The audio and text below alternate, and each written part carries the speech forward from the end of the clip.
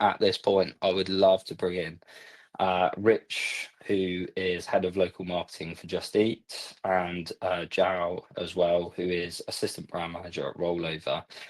Because the guys have got some really good experiences that they can bring in. And what we're going to do is we've got a kind of bunch of questions that we're going to bring into a kind of in discussion as well. So I'm going to go in the order that they are in the slide as well. Rich, if you don't mind just giving us a couple of points on your role, on kind of what you've done in the past in the student space as well. Yeah, thanks, Martin. Hi, everybody. Thanks for having me.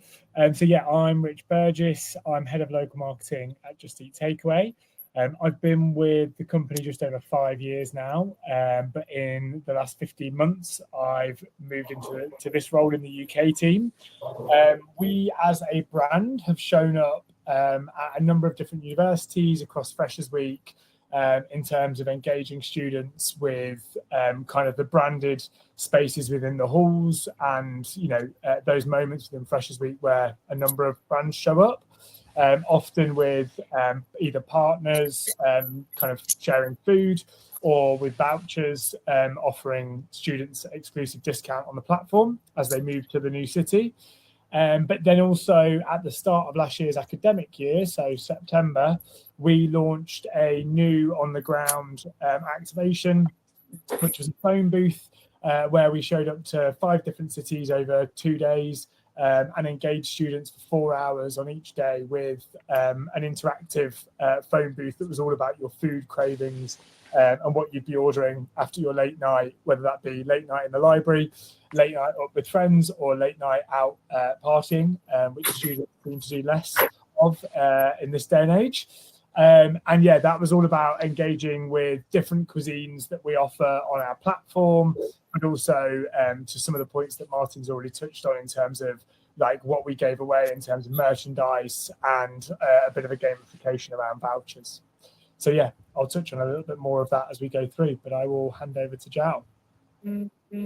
Hello, everyone. My name is Joao. Thank you for having me. I'm an assistant brand manager at Rollover. I've been at Rollover for a little bit over 2 years, and from the start, I've been working on the Freshers campaign. We've been activating it as Activate Freshers as a brand for a few years now. We tend to do sort of 2 activations during the year one at the main Freshers in September, October, where we do about 30 plus events. So it's a big campaign for us. And then we do sort of a reactivation in Jan and Feb, where we just carry on that momentum we created. And yeah, a big part of our goal is to create brand awareness, and especially for new students that are starting at university, and make sure that they know about us, they know what to get us. Again, we're touching up on a few points that you already mentioned. We have a lot of merch as well. We know that having that key a bit of merch for students to take over after we do our events is absolutely key to keep that brand alive in the students' mind long after we're done with our campaign. I would actually say one of the holy grail is when students come back, which has happened to me a couple of times, when we've had people come back to us and year on year asking to win the merch bits that we have because it's so good. I had someone come up to me and say, I'm trying to win one of your notebooks because I just finished the one I won last year. So that's always a big bonus, and means you're doing a great job. Yeah, nice, wicked. I mean, I've been at activation before where we've been back with the same client as well, and we gave away socks. Socks is something that we've given away that was so popular when we did that, and a student actually came up and like flashed his socks at me, and I was like, oh, you've still got them on and stuff like that, which is really nice to see. I'm sure we'll go into kind of rewarding and merch and things like that in a bit more detail as well, but kind of taking a bit of a step back and kind of big picture a bit, I think student audiences have kind of never been so valuable in the eyes of a lot of brands, and freshers are really the core moment you both said there is kind of the moments that you activate in predominantly are freshers, Zhao yourself kind of refreshers as well. Mhm. And we often talk about like that period as being kind of a period where brands are kind of where students are kind of uniquely receptive to experiencing brands, kind of discovering new brands as well. Because like you said at the start, Zhao, that like that is a period where they are inherently have their own money to spend and are looking where to spend it as well.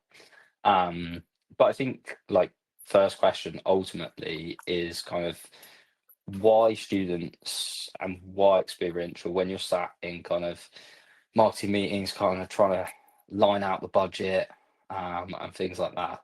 Why do students work for you and why is experiential in the mix as well? Yeah, so we as a brand, we're a multi-channel brand, and further education is is a channel that's a priority for us. So we're trying to build that emotional connection with the students. It's much easier to create a loyal customer at 18 when they start university, when they're still forming their habits, the brand preferences. It's far more valuable to acquire them long term than, let's say, for example, an older customer, like 50-year-old customer, when they have their habits and the brand preferences set in stone. Whereas with the students, you can invest for that long term relationship rather than that single transaction. And we've noticed that like this is very much in favor of the industry that we're in our category. We've seen data of showing that the hot food to go industry is growing year on year, just by the increased fast-paced life that we're all living. So creating that connection with the students so early on that will then phase out for so many years is really good for us, and university is an amazing site to do that. Yeah, and I get that. I guess that fast-paced lifestyle that you kind of talk about that Exactly. your category fits in really nicely with students as well. So there's kind of a good fit there from your perspective.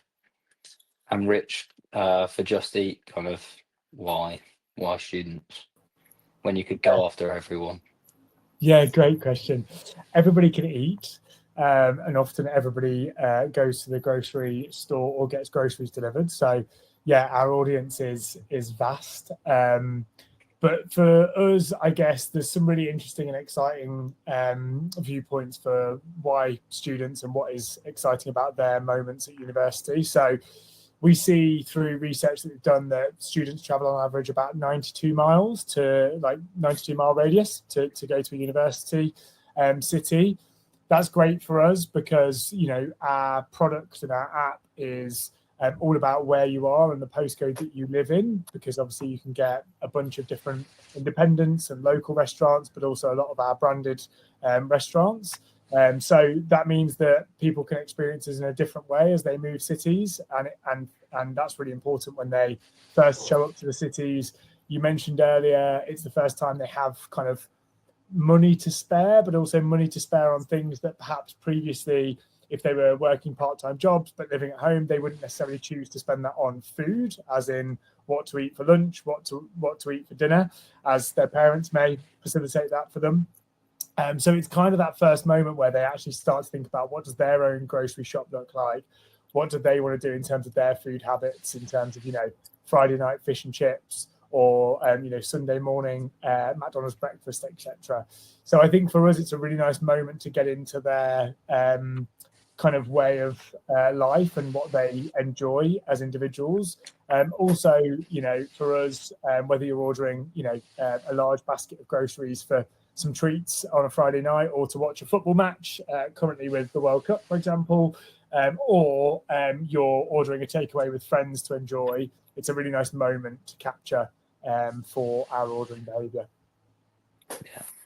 I remember my spending on takeaway at university. I guess it's a nice fit again, isn't it? In terms of like, whilst people are getting used to the fact that you have to cook for yourself and you have to be independent and not rely on mum and dad as well, so it fits in quite nicely.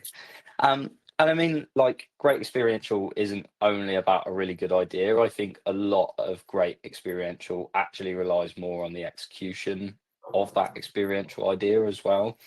And one of the things that we talk about, and you've both mentioned as well, is like freshers is a week that's seen often as the hero.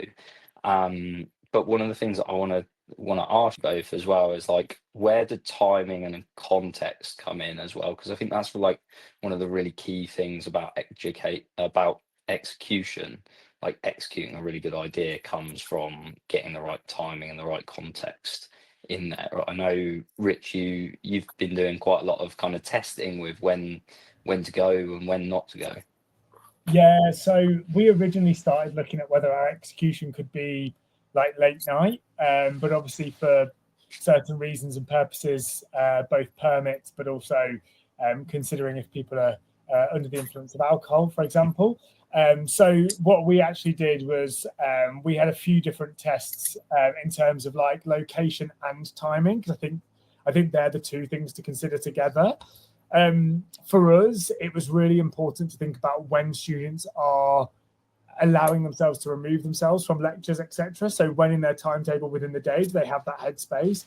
You mentioned earlier about like the stop and stay, that you need to catch them at a moment where they do stop and stay. It's like almost when you're stopped down a street by, I don't know, somebody working for a charity or something, you know, your mindset will instantly go to, do I have time to have this conversation and where am I about to go to? So we really considered and thought about that from a student perspective.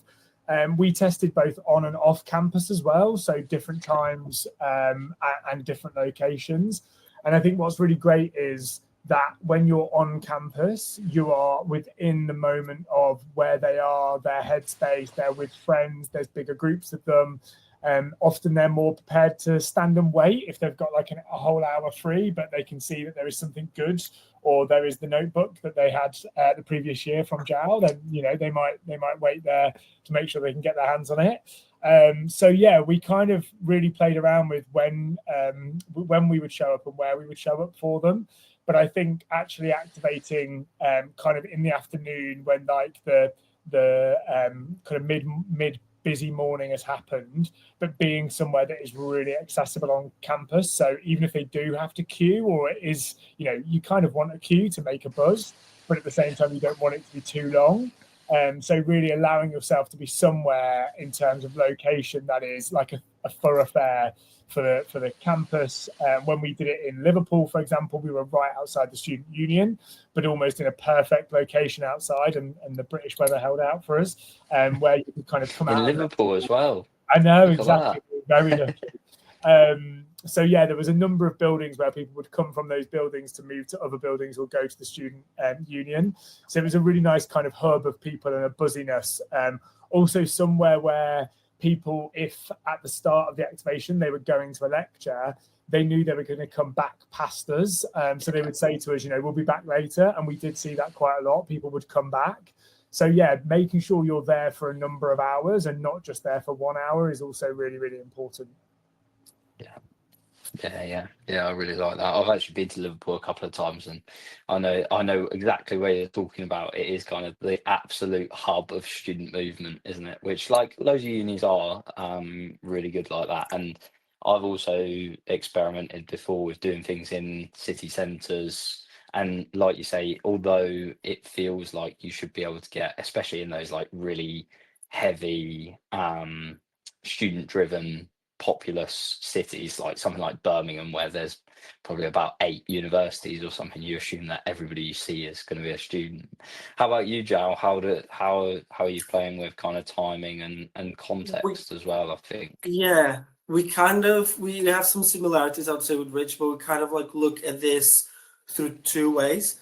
So in terms of location, we try to be quite strategic. We make sure to sites there throughout the year have shown themselves to be quite rewarding and to be quite high performing. We tend to activate those sites because we know there's momentum there. We want to reward the sites. We want to keep that momentum going. If it's not broke, don't fix it, basically.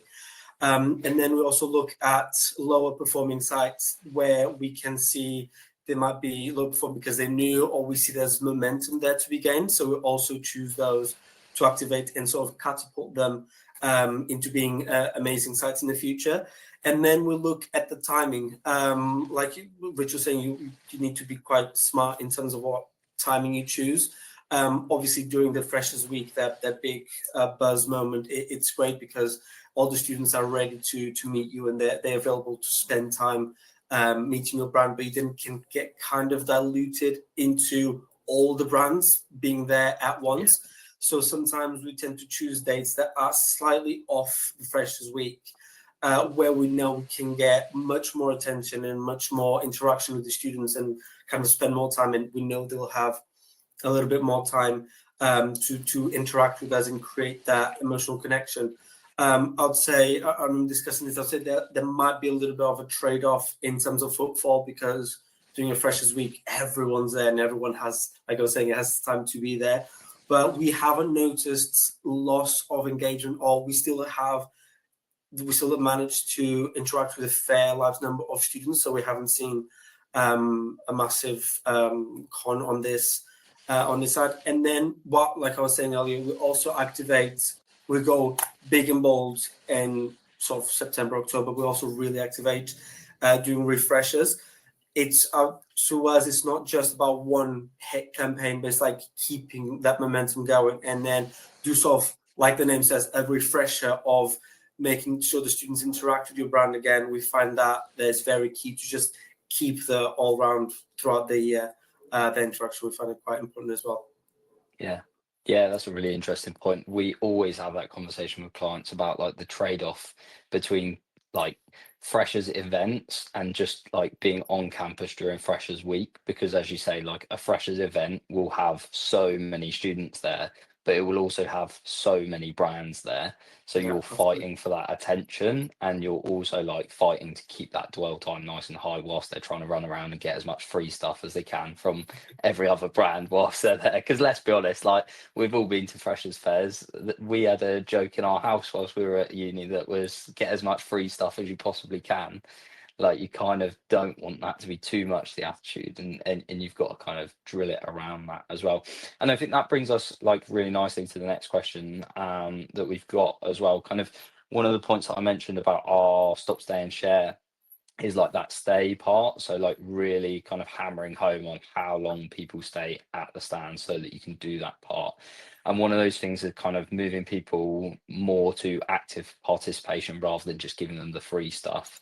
And students are kind of always rushing somewhere. So how can we get them to kind of stand for a bit longer and kind of play? I think gamification and rewarding kind of plays a really strong element in that. And I know you've both got some really good examples of that as well. And I know Rich, for your latest campaign last year, that was kind of something new that you brought in and that worked quite nicely for you as well. Yeah, definitely. I agree with you. There's got to be a reward, I think, to spending time with you. But also, I guess one other thing that we do really consider is during the hours of the activation being live, how many brand ambassadors do we need to be present so that there is enough to also engage, talk, have conversations, and just be present. So I think that's a really important one, is that you'll be surprised when the queue starts, even for the first moment, if you're like, oh no, nobody's coming to see us. Like most of the time when we would run it for about 4 hours, most of the time we would have a queue for at least 3 hours back to back. You can't really go anywhere near it, which is great.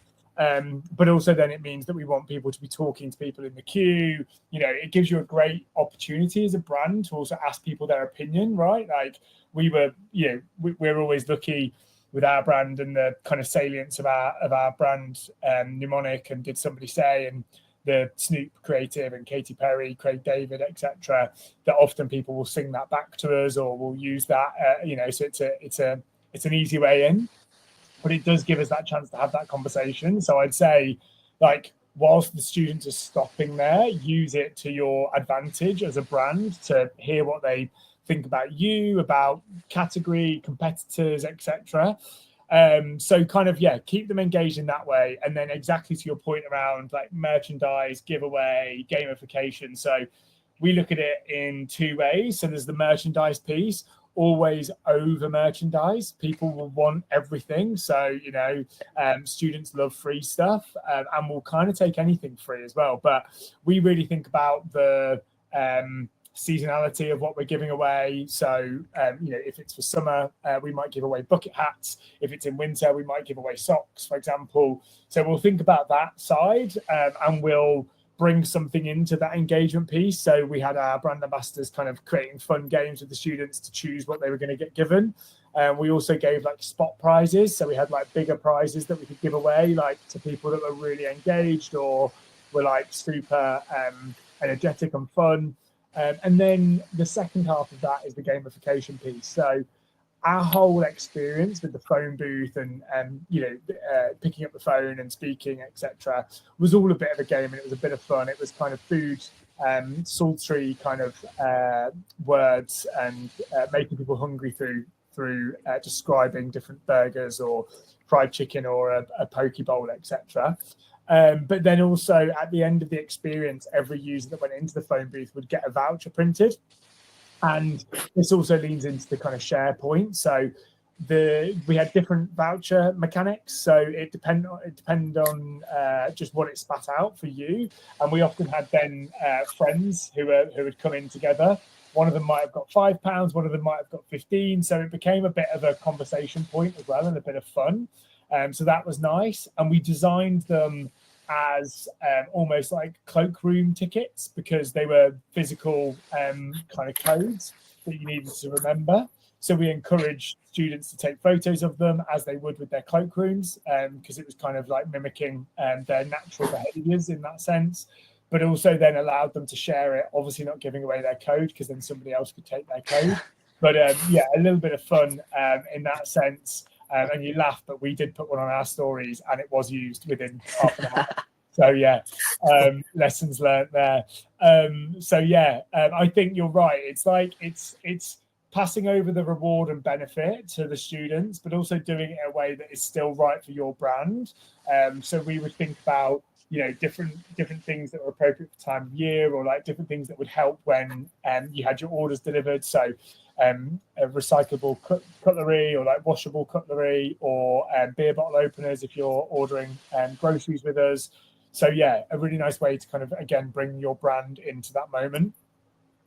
Yeah, that's nice. And I think there's a really good kind of understanding of the audience in that campaign as well, that I spoke to at the start, of like trying to create that gamification that they'll actually get engaged with and that they enjoy, and that, as you said, still feels relevant and good for the brand as well, and fits in with that kind of brand sense.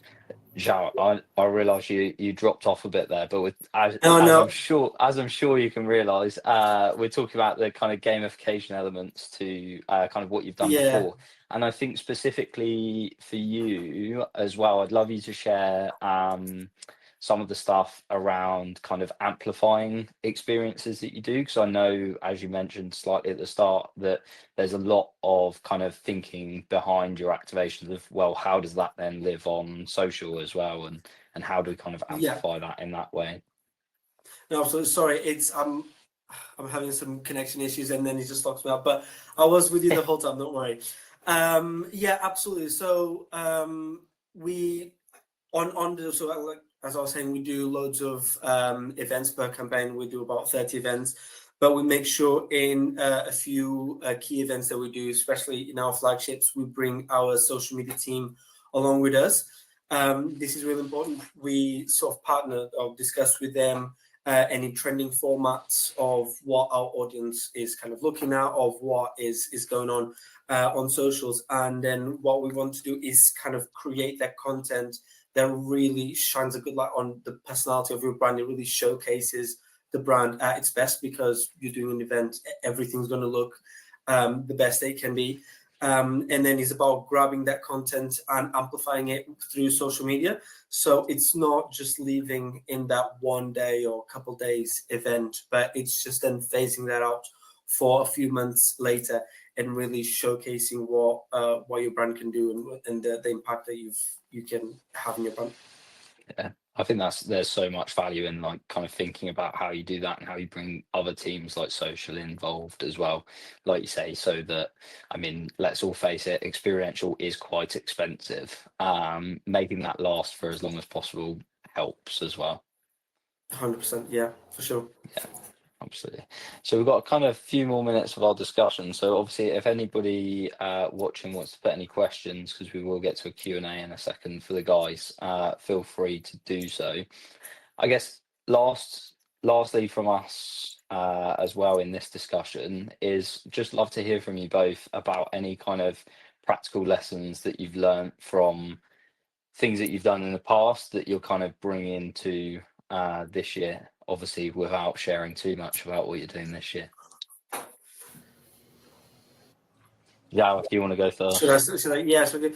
So Yeah, one go of the for things, this is so throughout the years we have obviously been adapting, and every campaign we do try always to do better than the year before. And something we've sort of been test driving in the past that we've noticed really works is scratch cards, and I'll go into a bit more detail. So in the past we were doing a small sampling of our products. So like your standard sampling, you'd come to our stand, we'd give you a portion of one of our products. This was great, but it was very momentarily. It was at the start moment, and then students, it would be that they'll be done. What we understood is that if we create some scratch cards, going back to the gamification, sort of creates a little mini game that alone just drives engagement. And then what we did was make sure the odds were quite high to ensure students were actually winning the prize we wanted to give away. But the key thing here is not winning the prize, is how they then need to go and collect the prize. So unlike JustEat, we are physical all the time, and we are stationary where students can find us on universities. We can't move around, so they need to know where to find us. And for students to be able to collect their prize, they need to go to where we'd be serving on our products on campus and collect the prize there. So that path to purchase, we're creating that in their minds. So for in the future, when they would want to find our products, they knew exactly where to find us. So I think creating this link was absolutely key to us and for our brand, and it just made sure that in the future that connection was already done. So that I would say that was the most important lesson for us. Yeah, that's a really nice point. I like that in terms of kind of getting them used to actually where the site is, and then they know that in their brain. So when they need to go next time, Exactly, it's something that we talk a lot about when we talk about sampling. So when there's like a physical product to give away, I know you moved away from giving away physical product. That is any of that because of the difficulties of giving away physical hot product as well, or? Yes, that's more to it as well. So first of all, you'd have to have a lot more people on the stand. You'd make the stand busy and not messy, but when there's more people, it can be a bit trickier. But the fact that we wouldn't have to make the product on our stand, make sure we comply with all the food safety regulations, it kind of makes sure our team, instead of being focused on the product itself, it kind of free them up to engage meaningfully with the students and kind of create that connection a bit more. And then going back to a gamification point, it was just allow them to have that connection with the students, engage with them whilst they're playing out the games that we had, really have that moment with them that would stay in the student's mind, rather than just, here you go, there's a product, I need to get to the next person. So that really made a significant difference for us as well. Yeah, super interesting. It's kind of almost making the experience that students are having the fore of the fort, as opposed to kind of the actual trial of the product itself, and then exactly, kind of getting them to trial it by making them aware of where the site is as well. Yeah, for sure. And Rich, for you, any kind of key kind of practical lessons that come across as well? Yeah, I think we've touched on most of them. Like as Jal said earlier, like don't just think about the fresh affair moment. And I think we've really enjoyed in the last kind of academic year actually stepping out of that and doing more individual on site, but also, as I say, play around with being on and off site near student halls, etc., which is great. Like I touched on it in terms of like having multiple things for them to interact with, and having enough staff and enough merchandise. I think like you can never have enough of that. So when you look at your budget, or you look at like, do we need to add one more person, or should we order an extra 50 beer bottle openers, just do it, because you won't regret it later down the line. I think for us, the really difficult thing that you have to make a call on as a brand is where to show up. There is so many different universities. You can't show up everywhere unless it's your only focus strategy for your audience, which is fair enough if it is. And I think for us, it's about actually deciding and almost thinking about which cities we've been to previously, where we might go in the future, and where we might want to show up again. Kind of to Giles' point earlier around re-showing up with the merch that people know you for, I think is a really nice one. And I guess for us, we had a really good fun with our brand and did something very different that we wouldn't really do with non-students or people of that age group. So again, my other advice would be, think about how you can stretch your brand and build something that's specific for the audience. They're not you can think about them in isolation. I think that's the fun part, and something that we found really kind of energized the outcome when dealing with students. Yeah, and I think that's really interesting as well, because it allows you to be a bit more creative, and it allows them to feel like they've been considered in the creative as well, not just having to repeat what else you might be doing at football activations or whatever it might be aside. One of the things you mentioned there that's really interesting that I wanted to dig into as well is, obviously, this is kind of the key difference between the two of you, I guess, is Jao kind of knows where he has to activate because he's got physical sites. You have to pick where you activate because ultimately anywhere really. I can order Just Eat from anywhere. Okay, maybe not in the middle of nowhere in the Cotswolds or something, but most UK universities are going to have access to Just Eat and have kind of those options. How do you pick where you go? Yeah, differing reasons for differing universities as well. We often look at student size.